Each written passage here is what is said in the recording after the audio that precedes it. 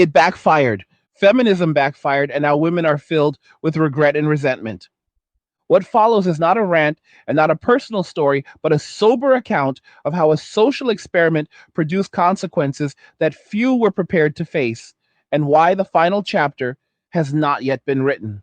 This narrative examines how modern ideology reshaped incentives around work, family, and partnership, how those incentives collided with biology, economics, and time, and why an entire generation is now discovering that the promised safety net does not exist. Stay with this to the end, because the conclusion is not about blame or triumph, but about what happens when choices meet reality and no institution is able to reverse the outcome. For decades, a single message was repeated with increasing confidence across schools, media, workplaces, and policy circles. The message was that traditional family structures were optional, replaceable, even outdated, and that long term security would come from credentials, income, and personal independence rather than from partnership and children. Work was elevated as identity, autonomy was treated as insulation from risk, and dependency of any kind was framed as weakness. Many accepted this message in good faith, believing they were being offered freedom rather than being nudged into a trade they did not fully understand. The promise was simple and seductive: delay family, focus on career, build the self first. Everything else will still be there later. What was not explained clearly was that time does not negotiate, biology does not pause, and large systems collapse quietly before they collapse loudly. Across much of the developed world, marriage rates fell steadily while the age of first marriage rose. Birth rates slipped below replacement and stayed there. These were not sudden shocks, but slow trends that were easy to ignore because daily life still functioned. Cities still buzzed, companies still hired, governments still collected taxes. Yet underneath the surface, the demographic base was thinning. Fewer children meant fewer future workers. Fewer families meant weaker informal support networks. More single adults meant higher individual costs of living and higher reliance on external systems. None of this felt urgent while credit was cheap, housing was climbing, and food was affordable. It felt like progress because it looked like choice. The economic model that replaced family support was the state and the market. Instead of spouses sharing burdens, individuals would outsource care to institutions. Instead of extended families absorbing shocks, insurance, welfare programs, and employers would fill the gap. This worked only as long as the population pyramid was healthy and productivity gains were sufficient to fund growing obligations. Once the ratio of workers to dependents began to tilt, cracks appeared. Governments accumulated debt, pensions strained, healthcare costs ballooned. At the same time, real wages stagnated while housing, energy, and food costs surged. The very independence that had been promoted became expensive to maintain. A parallel shift occurred in the social contract between men and women. Men were told repeatedly that traditional expectations were harmful, that their instincts were suspect, and that their participation was conditional on constant self revision. Approaching, providing, leading, or even expressing interest became risky behavior subject to public shaming or legal consequences. Many responded not with rebellion, but with withdrawal. They focused on work, hobbies, solitude, or small circles where expectations were clear and costs were predictable. They reduced exposure to relational risk. Over time, this withdrawal was mislabeled as immaturity or failure rather than recognized as adaptation. While these dynamics unfolded, women were encouraged to see men less as partners in a shared project and more as optional accessories. Commitment was framed as a constraint. Motherhood was reframed as an interruption rather than a foundation. The idea that one could opt out temporarily and return later became normalized. Yet demographic data quietly contradicted the narrative. Fertility declines were steepest where career prioritization was strongest. Childlessness rose fastest among educated urban populations. Regret surveys, when conducted honestly, revealed a growing gap between expected and experienced fulfillment later in life. As the years passed, a new reality emerged. Aging parents required care. Living alone became more expensive. The workplace grew less forgiving with age, especially in sectors driven by novelty and speed. Savings that once seemed adequate were eroded by inflation. Rent consumed larger shares of income. Food prices climbed. Energy costs spiked. The independence that was supposed to protect against vulnerability now magnified it. Without a partner to share costs and without adult children to provide support, many found themselves facing pressures alone that previous generations faced together. At the same time, the men who had stepped back did not rush forward when conditions worsened. They had been told for years that they were unnecessary or undesirable, and many had structured their lives accordingly. They built routines that did not rely on romantic partnership. They adjusted expectations downward rather than chasing approval. When calls emerged urging them to re engage for the sake of social stability, the response was muted. Trust once eroded is not easily restored, and incentives matter more than slogans. This is where the narrative becomes uncomfortable for institutions. Governments cannot mandate attraction or manufacture trust. Employers cannot replace family in times of crisis. Social programs cannot scale infinitely when the tax base shrinks. The state that was expected to replace traditional support systems is itself constrained by debt, demographics, and political limits. When resources tighten, priorities harden. Assistance becomes conditional. Waiting lists grow. The illusion of a guaranteed fallback fades. The result is a widening gap between expectation and reality. Many believed that delaying partnership carried little cost and that options would remain abundant indefinitely. Instead, they discovered that the pool of available partners had thinned, not because of conspiracy, but because many had opted out permanently. Others found that the traits they were told to devalue were the same traits required to build resilience in hard times. The market for companionship, like any market, responded to incentives, and the incentives pushed in the direction of withdrawal rather than engagement. This is not a story about punishment or revenge. It is a story about systems responding to signals. When one side is told repeatedly that it is the problem, it eventually leaves the room. When an entire culture discourages long term bonding in favor of individual optimization, it produces individuals optimized for independence but poorly equipped for interdependence. When economic conditions deteriorate, interdependence is not a luxury but a necessity. Globally, the patterns repeat with local variation. East Asian countries face rapidly aging populations with few children to support them. European nations grapple with pension shortfalls and labor shortages. North America sees rising loneliness alongside rising living costs. These outcomes were not hidden.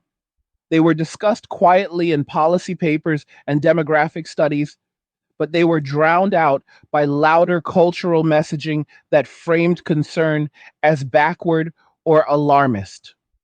Only now, when the consequences are lived rather than projected, has the tone shifted.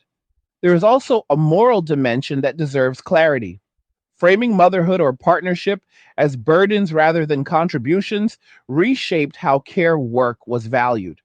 It taught people to see long term sacrifice as exploitation rather than investment.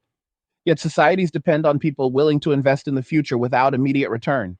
Children are the future labor force, caregivers, and innovators. Families are the first line of support in crisis. When these are undermined, the costs do not disappear. They are redistributed, often to the most vulnerable stages of life. Men, observing these dynamics, recalibrated. Many concluded that the risks of engagement outweighed the benefits under the new rules. They did not organize or protest in large numbers. They simply disengaged quietly. This quiet exit was misread as apathy, but it was a rational response to incentives. Over time, it produced a shortage that no amount of moral pressure can fix quickly.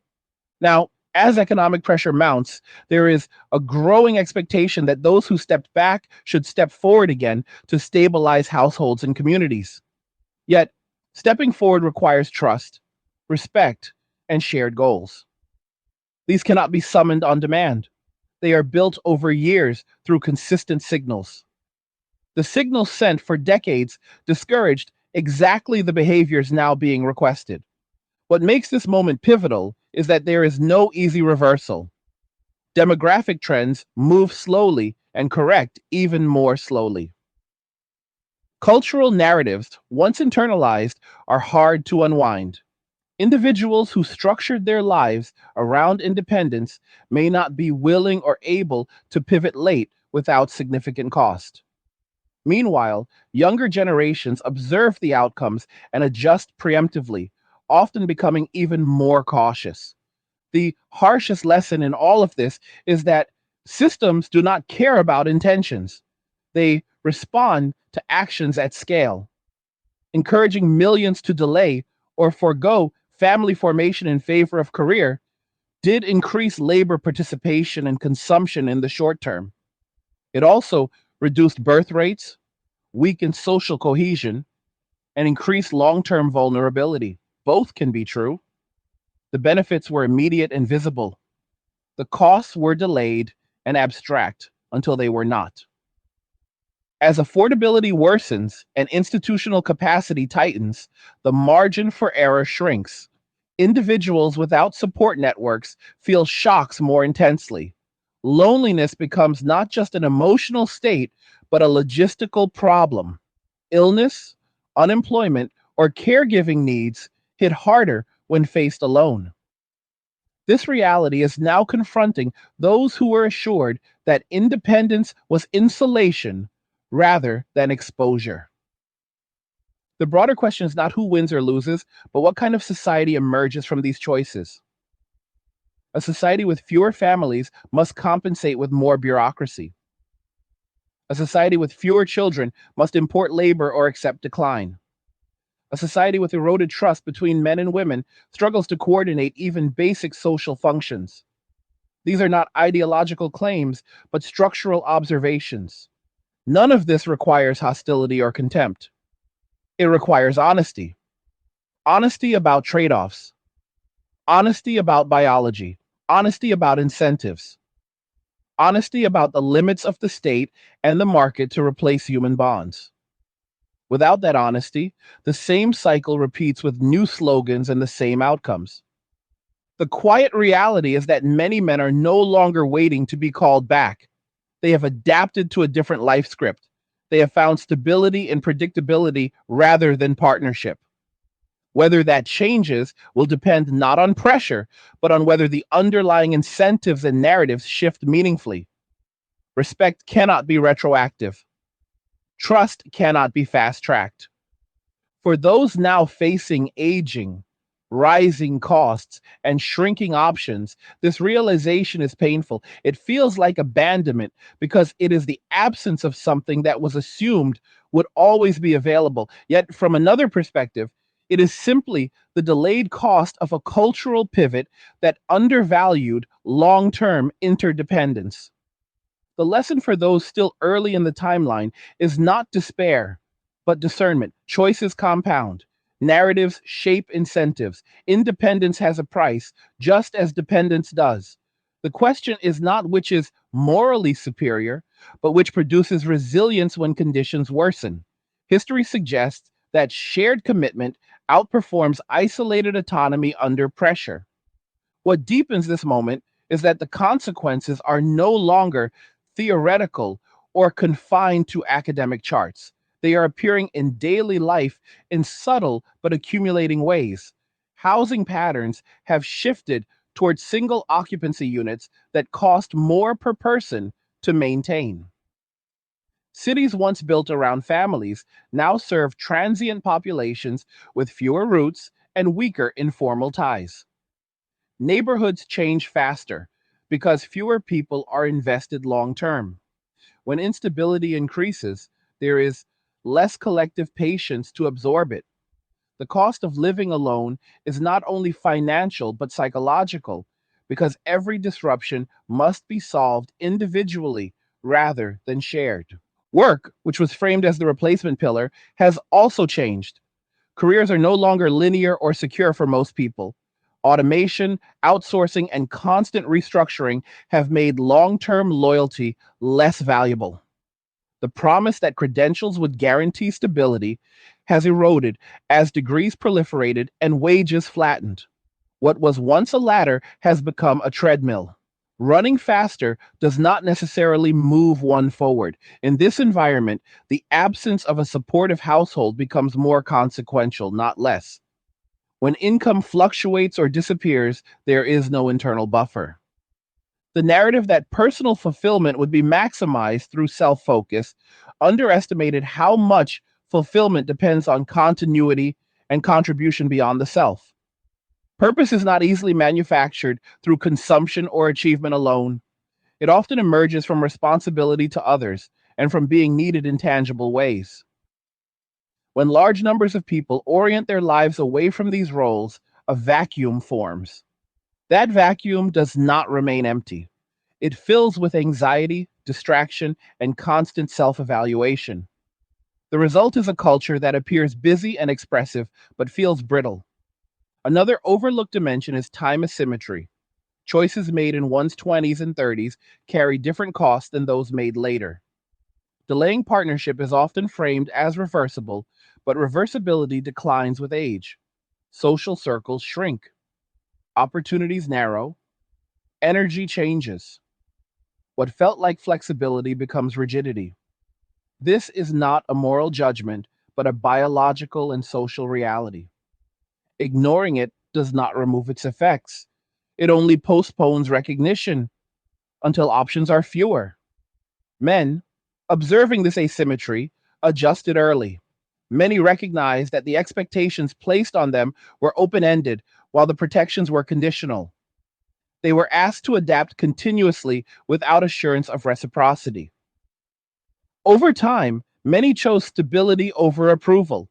They built lives that minimized dependency on volatile social dynamics.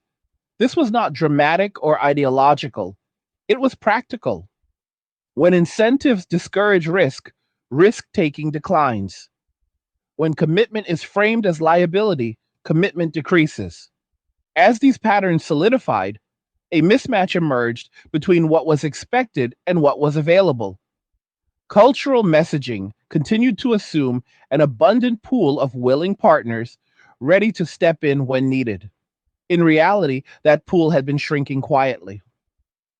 Withdrawal is easy to miss because it does not announce itself. It simply stops responding. By the time its absence is noticed, rebuilding takes far longer than dismantling did. The economic environment amplified these dynamics. Inflation acts as a stress test. It exposes which arrangements are resilient and which are fragile. Dual income households with shared expenses weather price increases better than single income households with fixed costs. Extended families absorb shocks better than isolated individuals.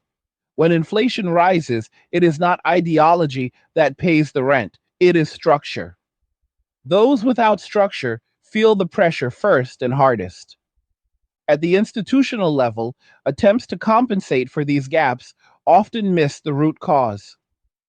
Subsidies, tax credits, and messaging campaigns address symptoms but not incentives, encouraging family formation rhetorically while maintaining economic and social conditions that penalize it produces limited results. People respond to lived experience more than slogans. If partnership appears risky and costly, while solitude appears safer, behavior follows accordingly. There is also a generational feedback loop. Younger people observe the outcomes of older cohorts and adjust preemptively. Seeing financial strain, loneliness, and delayed regret, they become more cautious. Some disengage earlier, others lower expectations entirely. This compounds the demographic trend. Each cohort, smaller than the last, must support a larger dependent population, increasing pressure on systems already stretched thin. What complicates honest discussion is the fear of appearing regressive or judgmental. As a result, many conversations avoid naming trade offs. Yet without naming them, individuals cannot make informed decisions. Presenting one path as consequence free while suppressing data about long term outcomes undermines agency rather than enhancing it. Real empowerment requires clear information, not selective optimism. Another factor often overlooked is the erosion of informal skill transmission. Families pass down not only resources but knowledge about cooperation, conflict resolution, and long term planning. When fewer people grow up in stable family environments, fewer acquire these skills naturally. Hey guys, in a world pushing you to own nothing and be happy, crypto is your key to survival. Join Angry's Crypto Academy to master buying, selling, and trading crypto. Make huge profits and safeguard your wealth. Plus, discover the one crypto virtually no one is talking about, poised to create new millionaires in the upcoming bull run. The link is in the description of the video below. Go check it out now. This makes partnership harder later, reinforcing the cycle. Institutions struggle to teach what families once modeled daily. The psychological toll of prolonged independence also deserves attention. Autonomy is energizing when chosen and supported. It becomes draining when maintained under pressure. Decision fatigue increases when every choice rests on one person. Illness or burnout hits harder without backup. Over time, constant self reliance can harden into isolation, not because of preference, but because of exhaustion. Meanwhile, the expectation that men would re engage en masse once conditions worsened misunderstood how adaptation works. People who have restructured their lives around solitude do not pivot easily. Their routines, finances, and identities are aligned with that choice. Reversing it requires compelling incentives and credible assurances that past dynamics have changed. Absent those, inertia prevails. This is why appeals framed around duty or crisis often fail. They do not address trust. Trust erodes slowly and rebuilds even more slowly. It depends on consistent signals over time. Short term pressure cannot substitute for long term alignment. When people believe that re engagement exposes them to asymmetric risk, they avoid it regardless of social need. From a macro perspective, the convergence of demographic decline, economic strain, and social fragmentation creates a narrowing corridor of viable responses. Importing labor addresses workforce shortages but introduces integration challenges. Expanding debt postpones reckoning but increases future constraints. Technological solutions improve productivity but do not replace caregiving or community. Each option carries costs that compound existing tensions. The uncomfortable truth is that no policy can recreate decades of deferred family formation quickly. Even if conditions improve, the lost time cannot be recovered at scale. Individuals may adjust, but population level effects persist. This does not mean decline is inevitable, but it does mean recovery requires realism and patience rather than denial. At the individual level, the recalibration now underway is uneven. Some find ways to rebuild connections and adjust expectations.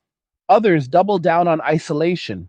The outcomes diverge based on resources, temperament, and timing. What unites them is the recognition that the promised safety net was thinner than advertised. Culturally, there is a growing fatigue with narratives that oversell independence while understating cost. People sense the gap between rhetoric and reality, even if they cannot articulate it fully. This creates space for more grounded conversations about balance, trade offs, and the value of interdependence without nostalgia or moralizing. Such conversations are difficult because they challenge deeply held identities. Admitting that certain choices carry irreversible costs feels threatening, yet avoiding that admission leaves people unprepared. The goal is not to prescribe a single life path, but to restore honesty about constraints. Freedom without information is not freedom, it is guesswork. Men's continued withdrawal functions as a signal rather than a threat. It signals that existing incentives do not align with mutual benefit. Ignoring that signal does not make it disappear. Interpreting it accurately is the first step toward any meaningful adjustment. Blame obscures analysis, curiosity clarifies it. As conditions tighten, societies will be forced to prioritize. What they prioritize reveals values more clearly than any manifesto. Whether they invest in family formation, community cohesion, and long term stability, or continue optimizing short term output, will shape outcomes for generations. The window for painless adjustment has closed. What remains is the choice between deliberate correction and unmanaged drift. For those navigating this landscape now, clarity matters more than comfort. Understanding how incentives shape behavior allows for better decisions, even within constrained options. It encourages building redundancy through relationships rather than relying solely on systems that may falter under load. This phase of recalculation is not dramatic. It is quiet, incremental, and often private. Yet its cumulative effect will be profound. The pattern set now will determine whether future cohorts inherit a society capable of mutual support or one fragmented into isolated units competing for shrinking resources. What becomes clear is that stability is not achieved by eliminating dependency, but by choosing it wisely. Interdependence, when reciprocal and respected, distributes risk rather than concentrating it. Removing it does not remove risk. It concentrates it on individuals least able to absorb it alone. The next stage of this story will depend on whether these lessons are integrated or dismissed. Demography, economics, and human nature do not bend easily to ideology. They respond to incentives, constraints, and time. Aligning with them is not surrender, it is adaptation. The reckoning now underway is not about returning to the past. It is about acknowledging that certain structures evolved because they solved persistent problems. Discarding them without functional replacements leaves gaps that ideology cannot fill. Filling those gaps requires humility, not triumph. As this narrative continues, the focus shifts from diagnosis to implication. What happens when an entire generation reaches later life without the support structures that once softened its edges? What happens when systems designed for growth must operate under contraction? What happens when the quiet exits outnumber the calls to return? Those questions are no longer abstract, they are unfolding in real time. The answer will be written not by declarations, but by aggregate choices made under pressure. Whether those choices converge toward rebuilding trust and shared responsibility or further entrench withdrawal remains to be seen. What is certain is that the era of consequence free narratives has ended. Every path carries weight, every delay carries cost. Recognizing that is the first step toward navigating what comes next with eyes open rather than hopeful blindness. What becomes increasingly evident is that social systems are only as strong as the assumptions they are built upon. When those assumptions shift faster than the systems themselves, stress accumulates invisibly until it manifests as crisis. For years, policymakers and cultural leaders assumed that individuals could replace families with contracts, services, and technologies. What they underestimated was how much coordination and trust families provide at virtually no administrative cost. Once that coordination disappears, Replacing it requires layers of oversight, enforcement, and funding that strain even the most robust institutions. Consider caregiving as an example. Caring for the elderly, the sick, or the very young is labor intensive, emotionally demanding, and poorly suited to full commodification. Families historically absorbed much of this work quietly. When family size shrinks and partnership rates decline, this care does not vanish. It is transferred to the market or the state, where it becomes expensive, scarce, and often impersonal. Waiting lists grow, quality varies, costs rise. The emotional burden does not disappear either. It is simply displaced onto professionals who rotate in shifts rather than relatives who share history and commitment. The same pattern appears in emotional support. Loneliness is not merely a feeling, but a predictor of poorer health outcomes and reduced productivity. When individuals lack close relational bonds, they rely more heavily on healthcare systems, mental health services, and pharmaceuticals.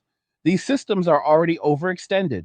They can treat symptoms, but cannot manufacture belonging. No amount of funding can substitute for the daily presence of people who feel responsible for one another's well being. Economic vulnerability follows a similar logic. Households with shared resources are more resilient to shocks. When one income falters, another can compensate temporarily. When all income rests on one individual, any disruption becomes acute. Insurance mitigates some risk, but not all. Coverage gaps, deductibles, and delays matter. In periods of widespread instability, these mechanisms strain simultaneously. The result is a cascade effect where individual fragility becomes systemic fragility. The cultural shift toward radical self reliance also altered how people perceive obligation. Obligations came to be seen primarily as constraints rather than stabilizers, yet obligations, when reciprocal, create predictability. Predictability reduces anxiety. Reducing obligation without replacing it with equally reliable structures increases uncertainty. Humans do not thrive in constant uncertainty, even when framed as freedom. Men's disengagement intersects with this dynamic in a critical way. Historically, men were socialized to take on burdensome roles in exchange for status, respect, and belonging. When those exchanges were disrupted, the roles lost appeal.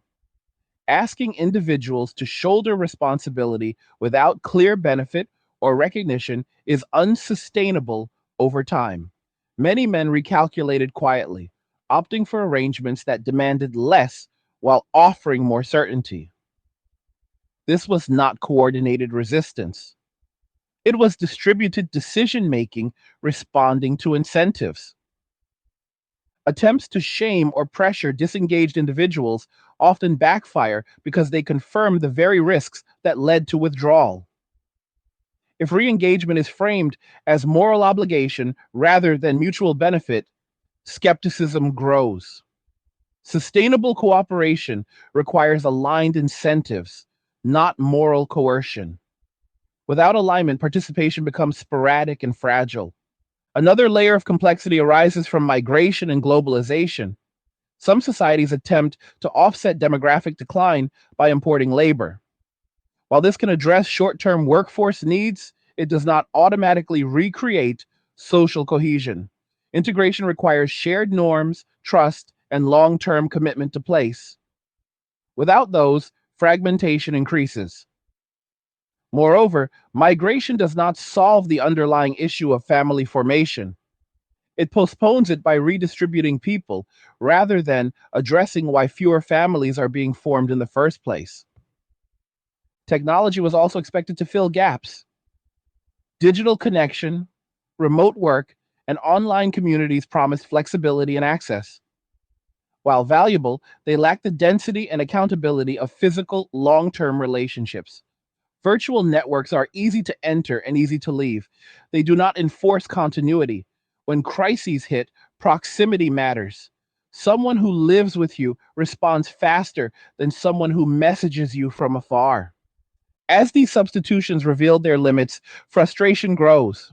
People feel misled, though few can articulate exactly how. They followed the guidance given, invested in the credentials recommended, and delayed the commitments discouraged. Now they face constraints that were downplayed or denied. This creates resentment, not necessarily toward specific individuals, but toward narratives that failed to disclose full costs. There is also an intergenerational tension emerging. Older cohorts who benefited from more stable family structures and affordable living conditions often advise younger people to replicate outcomes that are no longer structurally supported. Younger people, seeing the mismatch, disengage further. Trust between generations erodes as advice feels disconnected from reality. This weakens another layer of informal support that once bridged gaps. The feedback loop continues. As fewer people commit long term, institutions become less willing to invest long term. Short term contracts replace careers. Temporary housing replaces permanent neighborhoods. This increases mobility but reduces attachment. Reduced attachment further discourages investment. The cycle feeds itself. Within this environment, narratives that promise rescue or reversal without structural change ring hollow. People have learned, often painfully, that rhetoric does not pay bills or provide care. They respond by narrowing their commitments, not expanding them. Caution replaces optimism. This is rational behavior under uncertainty, even if it leads to outcomes few desire. One of the most difficult aspects to confront is that many of these changes were pursued with good intentions. Expanding opportunity, reducing dependency, and increasing choice are not inherently flawed goals. The flaw lay in assuming that removing constraints would not remove supports. Constraints and supports are often intertwined. Removing one without replacing the other changes the balance in ways that only become visible later. This delayed visibility creates accountability gaps. Those who promoted certain paths are often no longer in positions to address the consequences. Institutions pivot messaging rather than admitting error. Individuals bear the cost privately. This deepens cynicism and reduces willingness to trust new guidance, even when it may be more balanced. The men who disengaged early often did so after observing this pattern. They noticed that accountability flowed downward while recognition flowed upward. They chose to limit exposure. Over time, this choice solidified into a lifestyle. Re entering would require renegotiating not just relationships, but identity. That is a high bar, especially when incentives remain misaligned. For women facing increasing pressure, the experience can feel like sudden abandonment. Yet, from another angle, it is the delayed result of a long negotiation where terms were changed repeatedly. Negotiations that never settle produce exits. Those exits feel abrupt only because the process was diffuse and unacknowledged. The broader social cost is that coordination becomes harder across all domains. When trust is low and commitments are short term, collective action suffers. Infrastructure decays. Public goods are underfunded. Everyone waits for someone else to act. This is not because people are selfish, but because they are uncertain whether contributions will be reciprocated. In such conditions, narratives that pit groups against each other offer emotional clarity but practical stagnation. They channel frustration without resolving underlying incentive problems. Sustainable solutions require rebuilding frameworks where cooperation is rewarded and risk is shared. That is slow work, incompatible with outrage cycles and instant fixes. As affordability continues to tighten, these dynamics will intensify. Those with strong relational networks will fare better regardless of ideology. Those without will rely increasingly on systems that are themselves under strain. This divergence will shape life outcomes more than abstract debates. The question then becomes whether societies can recalibrate before constraints harden further. Recalibration does not mean reversing all change. It means acknowledging limits and reintroducing balance. It means valuing contribution across domains, including caregiving and long term commitment, without romanticizing or coercing them. It means designing policies that align with human incentives rather than assuming humans will adapt indefinitely. For individuals, the path forward involves realism, understanding that independence has diminishing returns under pressure encourages diversification of support. That does not guarantee ease, but it improves odds. Building trust takes time, but time is exactly what has been underestimated repeatedly.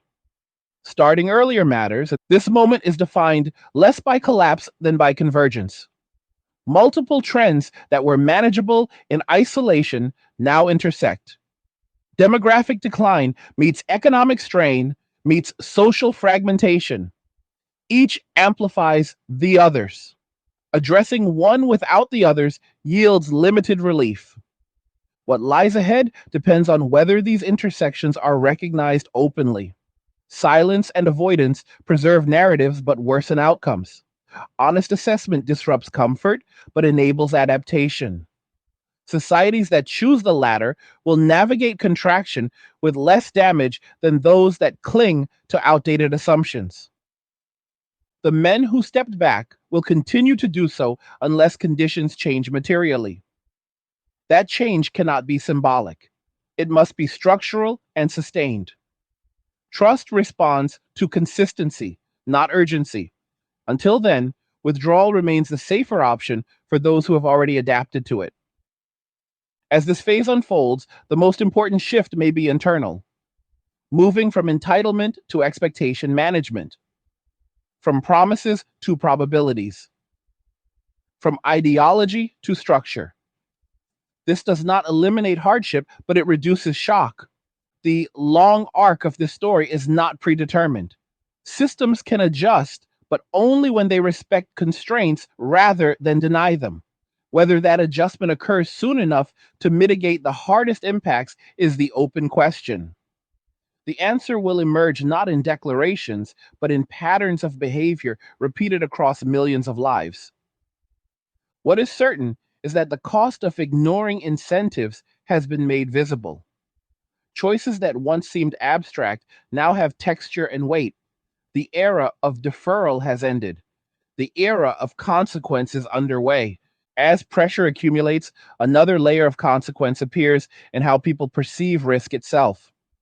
When stability is scarce, tolerance for ambiguity declines. People become less willing to experiment socially or emotionally. They prioritize arrangements that minimize downside rather than maximize upside. This shift reshapes social behavior across the board. Dating becomes more transactional. Commitments are delayed until conditions feel safe, yet safety rarely arrives because everyone is waiting simultaneously. The result is a stalemate driven not by hostility, but by risk aversion. Risk aversion also changes how people interpret failure. When margins are thin, mistakes feel catastrophic. A failed relationship is no longer just a disappointment. It represents lost time, lost resources, and reduced future options. This intensifies caution and reinforces withdrawal. People tell themselves they are being prudent, and in many cases they are. The system they inhabit punishes missteps more harshly than it once did. Prudence becomes a survival strategy rather than a personality trait. This environment alters how success is defined. Instead of growth or expansion, success becomes maintenance. Holding ground feels like winning. Avoiding loss feels like achievement. These definitions may be rational under constraint, but they also limit possibility. When enough people adopt them, social dynamism slows. Innovation, whether economic or relational, requires tolerance for failure. Without it, stagnation sets in quietly. The retreat into individual containment, also affects how people view community. Community once implied mutual obligation and shared fate. Under pressure, it is reinterpreted as optional affiliation. People engage when convenient and disengage when costly. This weakens collective capacity to respond to shocks. When emergencies arise, coordination falters because expectations were never firmly established. Everyone assumed someone else would step in. Education systems mirror these tensions. They continue to emphasize individual achievement while offering limited guidance on long term life coordination. Skills related to cooperation, negotiation, and shared planning receive less attention than credentials. Graduates enter adulthood equipped to compete, but underprepared to build durable partnerships. This mismatch becomes apparent only years later when the cost of learning through trial and error is higher. The market responds predictably. Industries emerge to monetize what families once provided freely. Care services, companionship services, and self optimization products proliferate. They offer partial relief, but at a price. Access depends on income. Continuity depends on payment. When funds run low, support evaporates. This conditionality reinforces insecurity rather than resolving it. Cultural discourse often frames these developments as personal preference rather than structural outcome. While preference plays a role, it is shaped by context. When the cost of commitment rises and the benefit declines, preferences adjust accordingly. Treating these adjustments as purely ideological misses the economic and institutional drivers beneath them. Addressing symptoms without drivers yields frustration on all sides. There is also a growing recognition that resilience is unevenly distributed. Those with inherited assets, strong family ties, or early stable partnerships navigate constraints more effectively. Those without such buffers face compounding disadvantage. This divergence undermines the narrative that outcomes are solely the result of choice. Context matters, timing matters, starting position matters. As disparities widen, social trust erodes further. People question whether systems are fair or simply self perpetuating. When trust declines, compliance declines. Rules feel arbitrary rather than protective. This affects everything from taxation to civic participation. Systems designed for cooperative populations struggle when cooperation becomes conditional. Men's continued disengagement interacts with these trends by reducing one of the traditional sources of informal stability. Historically, male participation in family formation contributed labor, income, and social anchoring. When that participation declines, gaps appear that are not easily filled. Expecting automatic reentry ignores the reasons for exit. Without addressing those reasons, appeals fall flat. At the same time, many women experience increasing pressure as timelines compress. The realization that options narrow with age can produce urgency, but urgency alone does not generate trust. It can even undermine it by signaling desperation rather than partnership. This dynamic further complicates coordination. Each side interprets the other through the lens of risk rather than possibility. Media narratives often exacerbate this by amplifying extremes. Stories of exploitation or betrayal receive more attention than stories of quiet cooperation.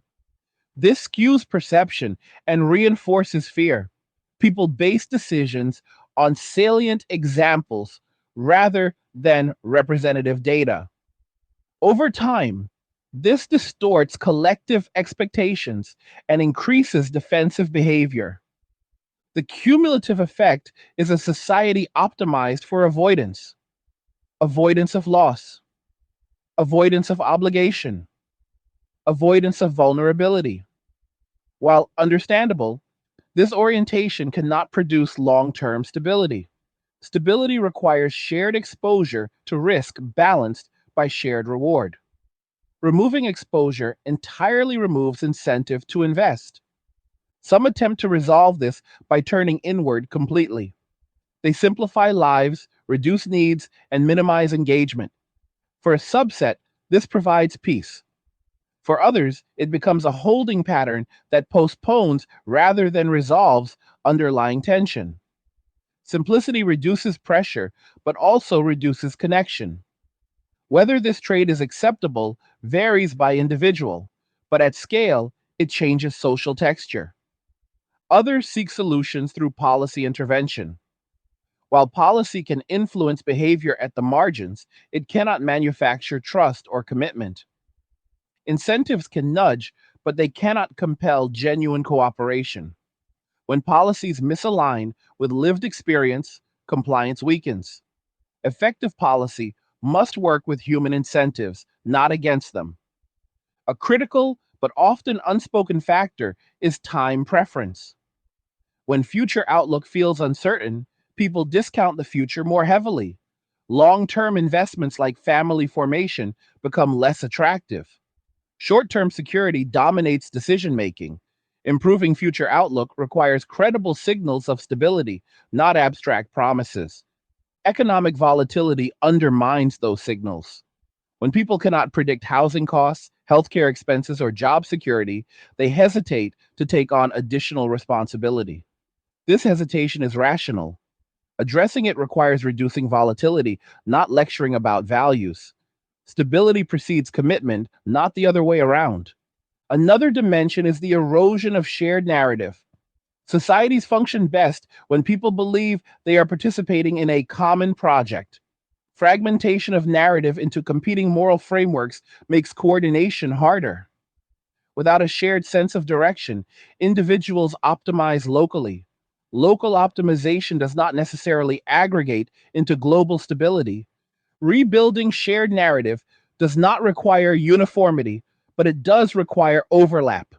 It requires agreement on basic principles like reciprocity, fairness, and long term responsibility. When these are contested endlessly, action stalls. Debate replaces decision. Delay replaces commitment. The question many now face is how to act responsibly within imperfect conditions. Waiting for ideal alignment may mean waiting indefinitely. Acting blindly carries risk. The balance lies in informed pragmatism. Understanding constraints allows for measured engagement rather than reckless optimism or total withdrawal. For some, this means forming smaller, more deliberate partnerships with clear expectations. For others, it means strengthening non romantic networks to distribute risk. For institutions, it means reassessing assumptions about infinite adaptability and acknowledging human limits. The path forward is unlikely to be uniform. Different regions and communities will experiment with different adjustments. Some will prioritize family support. Others will invest in communal living arrangement. And some will accept contraction and focus on quality over quantity. Diversity of response increases the chance that workable models emerge. What must be avoided is the temptation to deny reality in favor of comforting narratives. Denial delays adaptation and increases eventual cost. Honest appraisal, though uncomfortable, enables incremental correction. Incremental correction is less disruptive than sudden collapse. As this recalibration continues, the quiet nature of change will persist. There will be no single turning point. Instead, patterns will shift gradually. People will make different choices. Institutions will adapt slowly. The aggregate effect will be visible only in hindsight. The men who have withdrawn will continue to shape outcomes through absence rather than action. Absence is powerful because it cannot be negotiated with directly. It forces systems to confront missing capacity. Whether systems respond by adjusting incentives or by doubling down on pressure will determine whether absence becomes permanent. Similarly, women navigating compressed timelines will influence future norms through the choices they make now. Whether those choices emphasize recalibration or resentment will affect intergroup dynamics. Resentment hardens positions. Recalibration opens space for new arrangements. The broader lesson emerging is that social engineering without feedback correction accumulates cost. When feedback is dismissed or moralized, systems drift further from equilibrium. Reintroducing feedback requires humility and willingness to revise assumptions. That willingness has been in short supply. As conditions tighten further, the cost of revision will rise. Early adjustment is cheaper than late adjustment. This applies at both individual and collective levels. Recognizing misalignment sooner reduces damage later. The narrative unfolding is not about assigning guilt. It is about understanding consequence. Consequence follows structure. Structure follows incentive. Changing outcome requires changing incentive. Everything else is noise. The next phase will test whether societies can align rhetoric with reality, whether they can value long term stability alongside individual freedom, whether they can design systems that support cooperation without coercion. These tests will not be passed through argument alone. They will be passed through lived experience. As people confront these realities, some will adapt constructively, others defensively. The balance between those responses will shape social climate. Constructive adaptation requires courage and clarity. Defensive adaptation requires only fear. Fear is easier to generate, but it leads nowhere new. What remains is the recognition that independence and interdependence are not opposites. They are complementary when balanced. Overemphasizing one at the expense of the other produces fragility. Restoring balance is not regression, it is correction. This story continues not as a single arc, but as millions of intersecting decisions made under pressure. Each decision, small on its own, significant in aggregate. Understanding the forces at play allows for agency within constraint. Ignoring them leaves people reacting rather than choosing. The outcome is still open. The window is narrower than it once was, but it has not closed entirely. What fills that window will depend on whether reality is met with honesty or avoided with rhetoric. That choice, repeated across households and institutions, will determine whether the next chapter is defined by managed transition or unmanaged decline. As conditions continue to tighten, another transformation emerges in how people relate to effort itself. When outcomes feel disconnected from input, motivation shifts. People become selective about where they invest energy. They stop volunteering emotional labor into systems that do not return stability or respect. This selectivity is often misinterpreted as apathy, but it is more accurately a recalibration of cost and reward. When the margin for error narrows, waste becomes intolerable. This recalibration affects institutions as well as individuals. Organizations built on assumptions of abundant participation struggle when participation becomes conditional. Membership declines, engagement drops, compliance becomes transactional. To compensate, systems increase monitoring and enforcement, which raises costs and further erodes goodwill. A feedback loop forms where declining trust produces heavier oversight, which further declines trust. One of the most profound changes occurs in how people plan for later life. Previous generations assumed a combination of family support, savings, and public systems. Now, uncertainty surrounds all three. Savings are vulnerable to inflation. Public systems face demographic strain. Family support is less reliable when family size shrinks and geographic dispersion increases. This uncertainty encourages defensive accumulation rather than generative investment. People hoard flexibility instead of building permanence. Defensive accumulation reshapes consumption patterns. Spending shifts from shared experiences to individual security.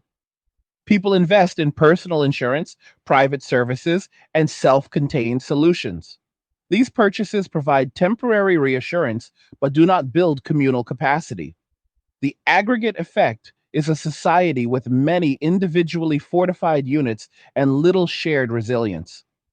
In such a society, shocks propagate faster because there are fewer informal buffers to absorb them. The psychological impact of this environment is cumulative. Constant vigilance drains attention. Decision making becomes conservative. Creativity suffers because experimentation feels unsafe. Over time, this produces a cultural flattening. Life becomes about maintenance rather than aspiration. While this may feel prudent, it carries long term cost in innovation and adaptability. Men's earlier withdrawal appears, in this context, less anomalous and more predictive. They sensed earlier that the exchange had shifted from mutual obligation to asymmetric exposure. By opting out, they reduced volatility in their own lives. This does not mean they escaped pressure entirely, but they simplified the number of variables they had to manage. Simplicity has value under constraint. The expectation that they would reverse course under pressure assumed that their withdrawal was reactive rather than strategic. In reality, it was a strategic adaptation to perceived long term conditions. Strategies are not abandoned lightly. They are revised only when underlying conditions change meaningfully. Symbolic gestures do not meet that threshold. As more people recognize that institutional promises are limited, informal arrangements gain importance. Small networks of trust become critical. These networks are selective by necessity. Entry requires demonstrated reliability. This selectivity can appear exclusionary, but it is a response to scarcity. When resources are limited, distribution tightens. This shift towards smaller networks has implications for social mobility. Opportunities circulate within trusted circles rather than broadly. Those outside struggle to access support. This increases inequality of outcome, even if formal equality remains. Over time, this undermines belief in merit based systems and increases cynicism. Cynicism, once widespread, becomes self reinforcing. People assume bad faith and act defensively. Defensive actions confirm others' suspicions. Cooperation declines further. Breaking this cycle requires credible examples of reciprocity that persist over time. One off gestures do not suffice. Another underappreciated factor is the loss of intergenerational continuity. When fewer people have children, fewer have a tangible stake in long term outcomes. Abstract concern for the future is weaker than concrete responsibility for specific individuals. This affects everything from environmental stewardship to fiscal policy. Discounting the future becomes easier when one's personal timeline is shorter. This temporal contraction also affects political behavior. Short term benefits are favored over long term investment. Policies that defer cost gain support even if they worsen future constraints. The political system, reflecting its participants, becomes more reactive and less strategic. This further reduces stability. In such an environment, calls for sacrifice ring hollow. Sacrifice requires belief that effort contributes to a shared future. When that belief erodes, sacrifice feels like loss without purpose. People resist it instinctively. This resistance is not moral failure. It is a rational response to uncertainty. Efforts to restore participation often focus on messaging rather than material conditions. Messaging can shape perception temporarily, but it cannot override lived experience indefinitely. When messages conflict with reality, credibility erodes. Restoring credibility requires aligning words with outcomes over sustained periods. The challenge is compounded by lag effects. Improvements in policy or conditions take time to register. Meanwhile, decisions must be made now. People discount promised improvements because they have experienced previous delays. This skepticism is earned. Overcoming it requires not only improvement but consistency. The notion of a sudden turning point is appealing but misleading. Social systems change through accumulation, not conversion. Trust rebuilds through repeated interactions that meet expectations. This process is slow by design because trust protects against exploitation. Speed increases risk. In the absence of trust, formalization increases. Contracts replace understanding. Rules replace norms. While necessary at scale, formalization lacks flexibility. It handles predictable scenarios but struggles with nuance. Families and close partnerships excel at nuance. Removing them increases reliance on rigid systems ill suited to human variability. The cost of rigidity becomes apparent during crises. Systems designed for efficiency under normal conditions fail under stress. Informal networks adapt quickly because they rely on discretion rather than procedure. When those networks are thin, recovery slows. As the demographic base continues to thin, competition for labor intensifies. Employers raise wages selectively, but this feeds inflation if productivity does not keep pace. Inflation erodes gains, perpetuating instability. Without sufficient new entrants, the cycle tightens. Some regions attempt to counter this through incentives for family formation. Results are mixed. Financial incentives help at the margin, but do not address deeper concerns about trust, stability, and future outlook. People hesitate to make long term commitments when broader conditions remain volatile. Others explore communal living models to share costs and reduce isolation. These arrangements can work when norms are clear and participation is voluntary. They require high trust and conflict resolution capacity. Scaling them is difficult, but not impossible. They represent one avenue of adaptation. The emergence of such alternatives indicates that people are searching for ways to reintroduce interdependence without returning to structures they perceive as risky. This experimentation is valuable. It generates information about what works under current conditions. Dismissing it as fringe misses its adaptive function. What remains consistent across successful adaptations is clarity of expectation. When roles, responsibilities, and boundaries are explicit, cooperation improves. Ambiguity increases risk. Reducing ambiguity does not eliminate conflict, but it makes it manageable. Men's withdrawal can be understood as a reduction of ambiguity. By opting out, they eliminated uncertain expectations. Re-engagement would require equally clear terms. Without them, the rational choice remains distant. The emotional dimension of this cannot be ignored. Prolonged uncertainty breeds fatigue. Fatigue reduces tolerance for negotiation. People choose peace over possibility. This choice is often framed negatively, but it reflects a desire for stability rather than excess. Stability, however, is not static. It must be maintained through ongoing alignment. Alignment requires feedback. Feedback requires openness. Openness requires trust. Each element depends on the others. Removing one destabilizes the whole. The path forward involves reestablishing these elements incrementally. At the individual level, this means choosing engagements where incentives align and withdrawing from those that do not. At the institutional level, it means designing systems that reward long term contribution and reduce volatility. Volatility reduction is particularly important. When basic needs are predictable, people can plan. Planning enables commitment. Commitment enables cooperation. Cooperation builds resilience. This chain is well established. Breaking any link weakens the whole. The difficulty lies in coordinating change across scales. Individuals can adapt faster than institutions. Institutions lag. This mismatch creates frustration.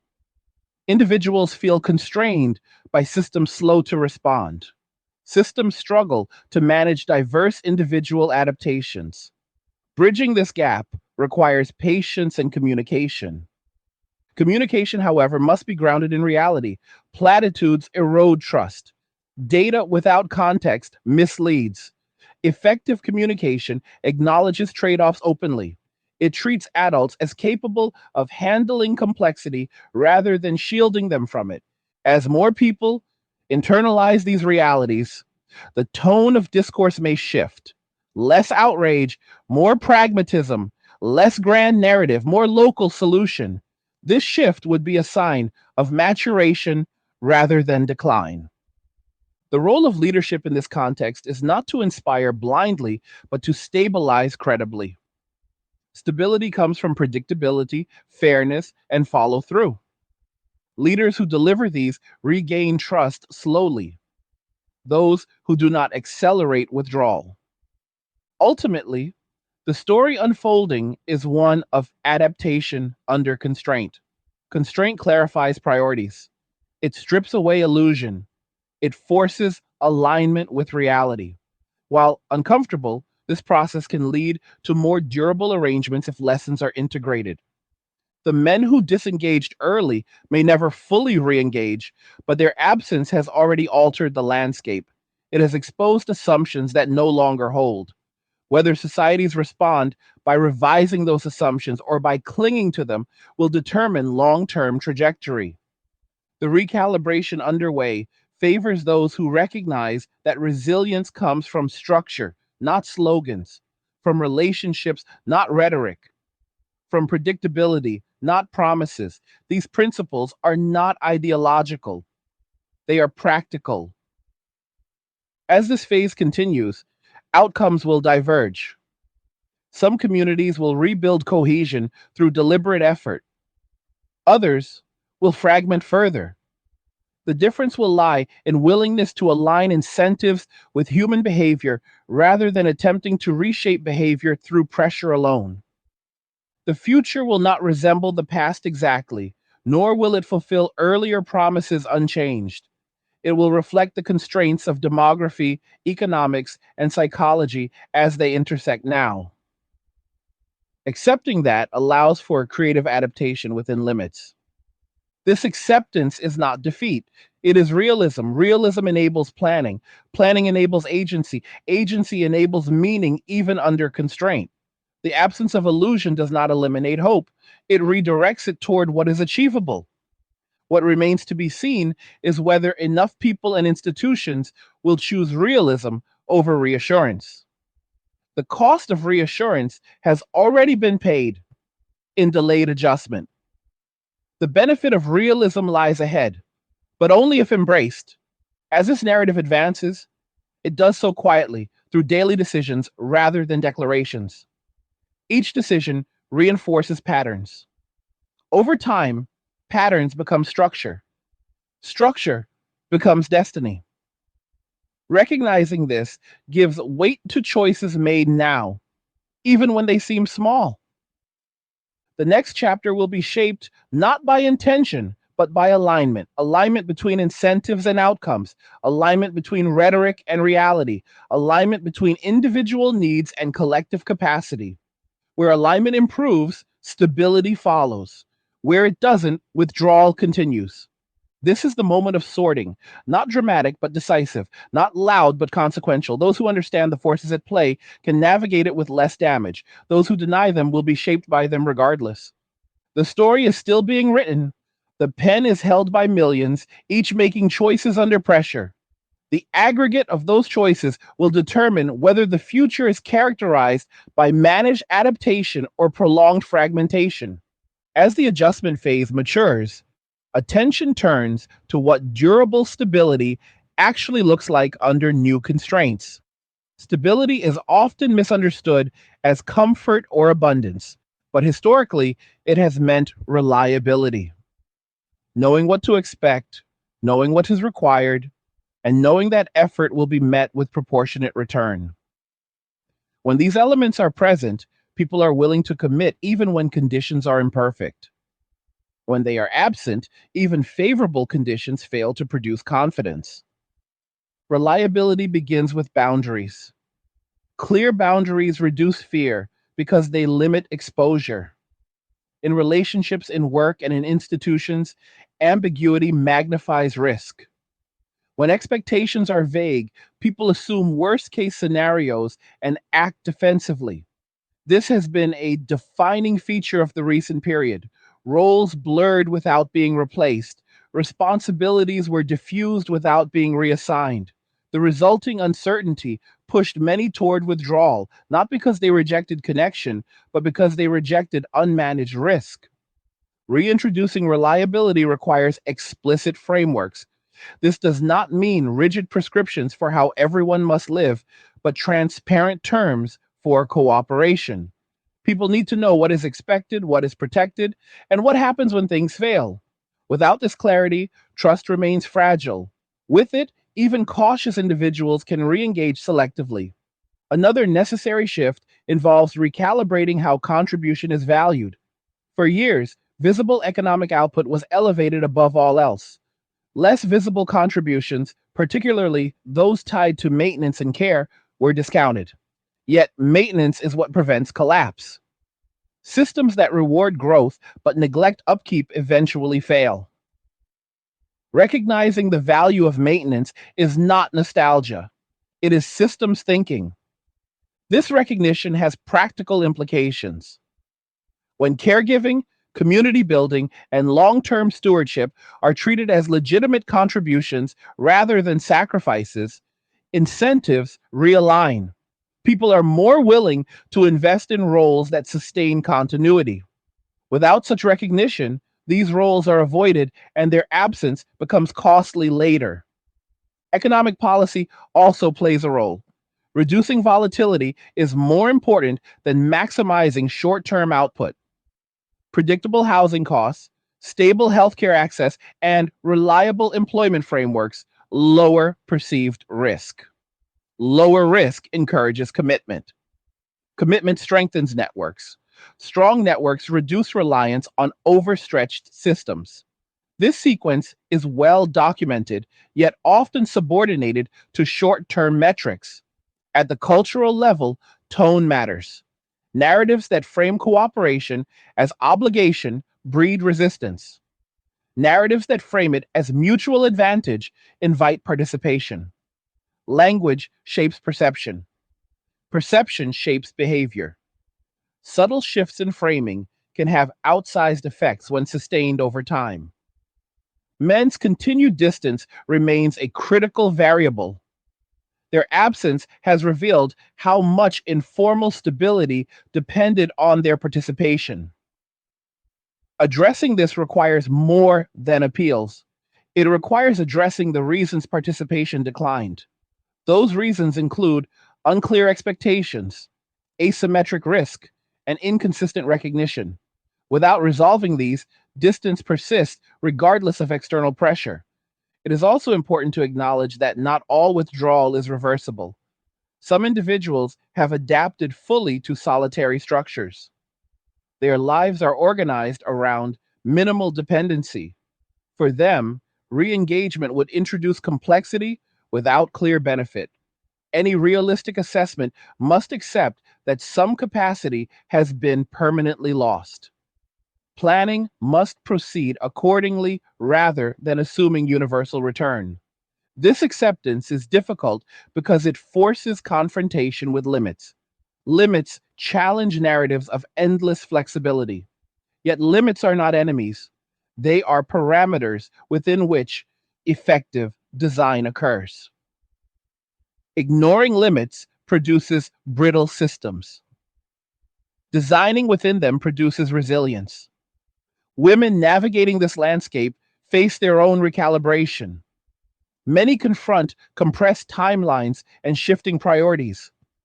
Productive adaptation involves realism rather than urgency driven compromise.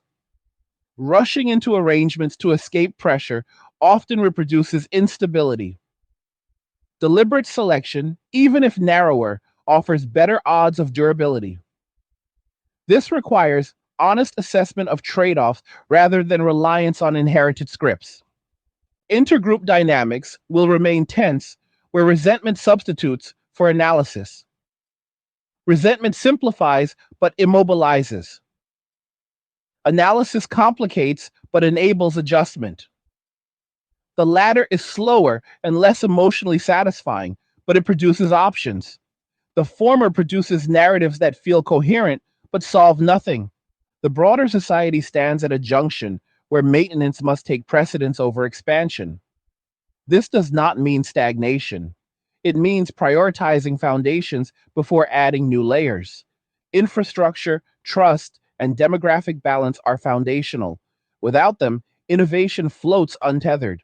Education systems can contribute by integrating long term coordination skills alongside technical competence. Teaching negotiation, expectation management, and shared planning equips individuals for cooperation under constraint. These skills reduce relational failure and increase collective capacity. Their absence imposes hidden costs later. Media and cultural institutions also influence outcomes by shaping what is seen as normal or admirable. Elevating examples of durable cooperation rather than only conflict can recalibrate expectations. This does not require censorship or propaganda, it requires balance. Constant exposure to extremes distorts risk perception and discourages engagement. At the policy level, incrementalism outperforms grand redesign. Small, reliable improvements rebuild trust more effectively than sweeping promises. Consistency matters more than scale. When people observe follow through, skepticism softens. When they do not, withdrawal accelerates. The economic landscape will likely remain challenging. Growth may be uneven, inflation may recur. These conditions reinforce the need for redundancy through relationships. Redundancy is not inefficiency, it is insurance. Systems without redundancy fail catastrophically when stressed. As redundancy through institutions becomes expensive, redundancy through networks becomes valuable. This shifts emphasis toward local coordination. Neighborhoods, extended families, and small communities regain importance.